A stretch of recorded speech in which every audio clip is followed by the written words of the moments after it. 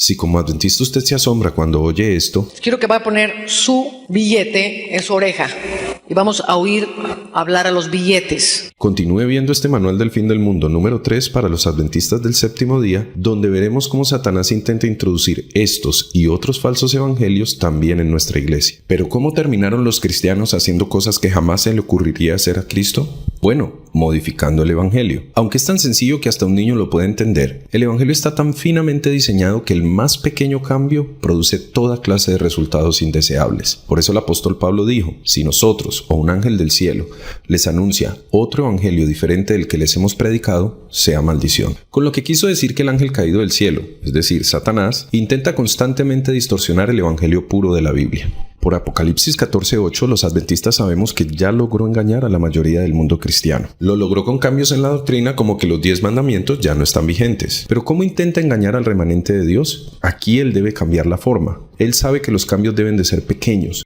muy pequeños, casi imperceptibles. En el pasado esto ya le funcionó. Leamos. Poco a poco, el misterio de iniquidad hizo progresar su obra engañosa y blasfema. De un modo casi imperceptible, las costumbres del paganismo penetraron en la iglesia cristiana. ¿Notó algo, hermano? Los cambios que pervirtieron a los primeros cristianos no fueron en la doctrina, sino en las costumbres o prácticas. La mayoría de nosotros pensamos que el evangelio es solo doctrina, las 28 creencias fundamentales tal vez, pero no es así. El evangelio se compone también de costumbres o métodos e incluso de objetivos. La más pequeña modificación en cualquiera de las tres partes y el enemigo habrá ganado. Es en esto en lo que como iglesia fallamos, no nos fijamos en los detalles. Pensamos que mientras que Satanás no logre cambiar el texto de nuestras 28 doctrinas, estamos seguros, pero él no trabaja así. Volvamos en el tiempo al momento de las tentaciones de Jesús. ¿Cómo atacó el enemigo a nuestro Señor? Sabemos que fue primero en la doctrina. Le dijo: si eres el Hijo de Dios. Pero cuando vio que no tuvo éxito, atacó el método. Le dijo al Señor que si quería que los judíos creyeran en él, el método más efectivo no sería la predicación, sino la publicidad. Que se lanzara al techo del templo a la vista de todos, mientras le ordenaba a los ángeles que lo sostuvieran en el aire. Algo muy al estilo de los shows cristianos modernos. El Señor lo rechazó, entonces él intentó una vez más, atacando el otro aspecto del evangelio, es decir, el objetivo o la misión de Jesús. Le dijo que en lugar de enfocarse en establecer un reino espiritual, que luego traería la riqueza material, lo hiciera al revés, que la forma en la que era más fácil cumplir su misión no era muriendo horriblemente en la cruz, sino inclinándose ante él. Nuestro Señor venció porque no quiso aceptar el más pequeño cambio en la doctrina, su misión o la forma en que debía completarla. ¿Como iglesia hacemos nosotros lo mismo? La iglesia adventista se fundó hace 160 años. Y a pesar de decenas y cientos de ataques de dentro y de fuera a nuestra doctrina, a fecha de hoy el enemigo no ha podido modificarla. Entonces, ¿dónde cree usted, mi hermano, que estará ahora concentrando sus fuerzas Satanás? ¿En cambiar la doctrina o en cambiar nuestros métodos y prácticas? Algo que no hemos mencionado hasta ahora es que la historia nos dice que todo cambio en prácticas u objetivos con el tiempo llevará a un cambio de doctrina. Así que si el enemigo no puede cambiar directamente lo que creemos, empezará por introducir prácticas u objetivos que parezcan inocentes, porque él sabe que llevados a su conclusión lógica cambiarán la fe. ¿Recuerda usted cómo fue el cambio del sábado al domingo? ¿Fue un cambio en la doctrina o en las prácticas? Todo comenzó con algo tan inocente como dejar de trabajar 2 días en lugar de 1. Luego a un hermano se le ocurrió que sería bueno ayunar todos los sábados. Una buena costumbre, ¿verdad? Pues bueno, estos 2 pequeños cambios en las prácticas de la iglesia lograron que el domingo se considerara un día de alegría, mientras que el sábado se consideraba un día de abatimiento y tristeza. Y aquí estamos 2000 años después luchando contra la marca de la bestia. Por eso es cuestión de vida o muerte preguntarse qué modificaciones, por pequeñas que sean, en nuestra doctrina, prácticas u objetivos, están tratando de introducirse hoy en la iglesia. Pueden parecer buenas, de hecho, según el espíritu de profecía, van a parecer buenas, pero son una trampa de Satanás. Leamos. Puede haber cosas que parezcan buenas y sin embargo necesitan ser cuidadosamente consideradas, porque son medios engañosos que usa el enemigo para inducir a las almas por un camino que corre tan cerca del camino de la verdad que apenas se podrá distinguir de la senda que conduce a la santidad y al cielo.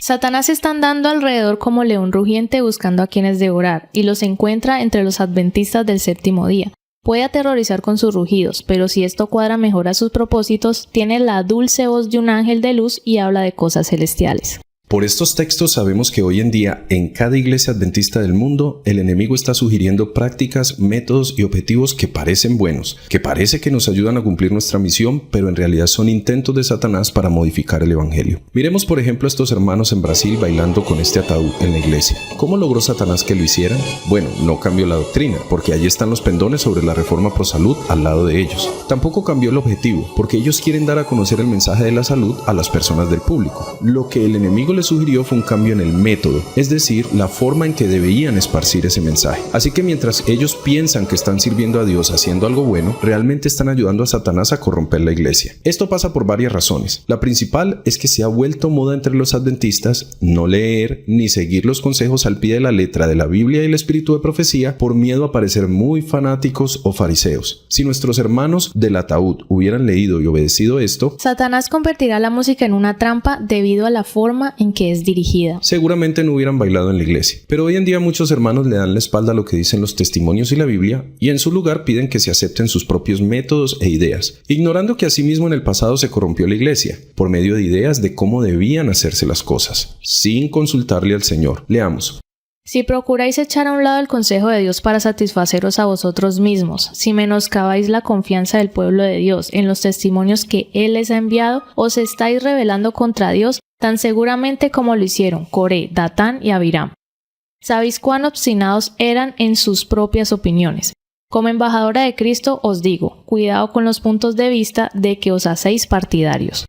En resumen, las peores apostasías comienzan cuando a gusto de uno o varios hermanos se cambia un objetivo, una práctica o un método para supuestamente cumplir la voluntad de Dios. El enemigo sabe que muchos que han salido del mundo no han renunciado a todos sus gustos y a sus ideas. A algunos les gustan los deportes, a otros las películas, a otros ciertos tipos de alimentación, otros eran fervorosos en la política, tal vez aficionados a la literatura, a los videojuegos, a las modas, al dinero, y les sugiere a estos hermanos que no necesitan abandonar estos gustos, sino que basta con que los introduzcan como métodos para cumplir la misión de la iglesia y podrán tener lo mejor de los dos mundos. Se asegurarán la patria celestial disfrutando de todo lo terrenal. Así pues, hoy en día con la etiqueta para evangelizar tenemos reinados de belleza, torneos de fútbol, sesiones de películas en la iglesia, memes cristianos con superhéroes, paseos, conciertos y muchas prácticas más. Pero hermano, en el título del video dice falsos evangelios y el evangelio de la justicia social.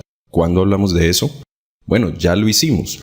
Como vimos, todo falso evangelio implica cambios a veces microscópicos en la doctrina, objetivos o métodos de cumplir la misión de la iglesia. El falso evangelio más sofisticado que existe hoy en día es el llamado evangelio de la justicia social. Ha engañado a católicos, protestantes y adventistas por igual.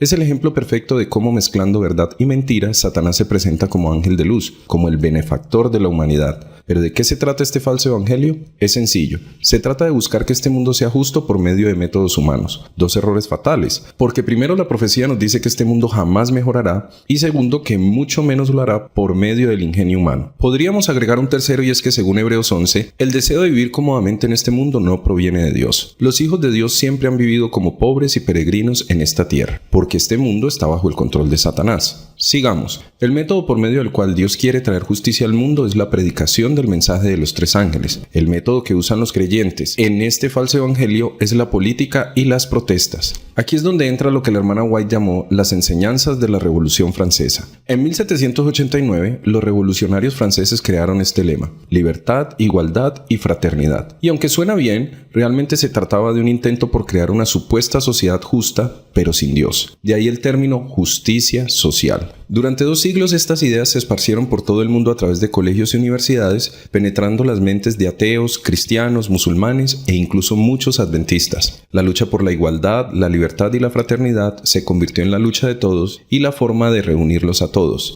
Cualquier referencia a Apocalipsis 16:4 no es coincidencia. Con este fin se creó la ONU, y es esta misma institución la que ha intensificado hace un par de décadas el llamado a que todos los países y religiones se unifiquen bajo la bandera de la justicia social. Hoy en día, ¿qué tienen en común los católicos, los protestantes y los satánicos con los adventistas? Sí, señor, la lucha por la justicia social. La ONU ha definido la justicia social principalmente como la erradicación de la pobreza. ¿Pero qué opina Dios de todo esto? Primero, por increíble que parezca, Dios no quiere que se acabe la pobreza. Nunca fue propósito de Dios que no existieran pobres en el mundo. La mayor desgracia que podría tener la humanidad es que todos fueran iguales en cuanto a posesiones terrenales. Segundo, Dios le ha prohibido a los adventistas participar en cuestiones políticas. Leamos. No importa qué opiniones tengáis acerca del modo en que debe votarse en las cuestiones políticas, el hecho es que no debéis proclamarlas mediante la pluma o la voz. Nuestro pueblo debe permanecer silencioso en asuntos que no tienen relación con el mensaje del tercer ángel. El silencio de Cristo sobre tales temas constituye una verdadera elocuencia. El gobierno bajo el cual Jesús vivía era corrompido y opresivo. Sin embargo, el Salvador no intentó hacer reformas civiles, no atacó los abusos nacionales ni condenó a los enemigos nacionales. No intervino en la autoridad ni en la administración de los que estaban en el poder. El que era nuestro ejemplo se mantuvo alejado de los gobiernos terrenales, no porque fuese indiferente a los males de los hombres, sino porque el remedio no consistía en medidas simplemente humanas y externas. ¿Pero saben quién sí fue el primer cristiano que quiso participar en política? Judas. Él quería usar las marchas y las protestas para a la fuerza hacer de Cristo un rey. La hermana White dice que él quería una guerra mucho más agresiva. Alguien dirá, ¿pero luego cuidar de los pobres no es siempre bueno? No, mi hermano. Por eso Pablo dijo, si diera todo mi dinero para dar de comer a los pobres y no tengo amor, de nada me sirve. Satanás también le da de comer a los pobres y cura enfermos si esto conviene a sus planes. Mire por ejemplo a estos satánicos reuniendo comida para los sin techo y al líder de la iglesia satánica en Florida repartiendo calcetines gratis para los indigentes. Bueno, ¿y si veo a alguien oprimido o el gobierno sube los impuestos, puedo salir a protestar? No. La hermana White vivió en el tiempo donde la raza negra era esclavizada y, para asombro de muchos, les pidió no luchar por sus derechos ni pedir igualdad. Ella aconsejó en su lugar predicar el evangelio como medio para traer la justicia para la raza oprimida. Estamos viviendo en los últimos días. Como dijo la profecía, está soplando todo viento de doctrina, y solo los que renuncien a sus propias ideas y gustos podrán ser guardados por el Espíritu Santo de todo engaño. ¿Qué es mejor? ¿Justicia social o justicia por la fe? Usted decide, mi hermano.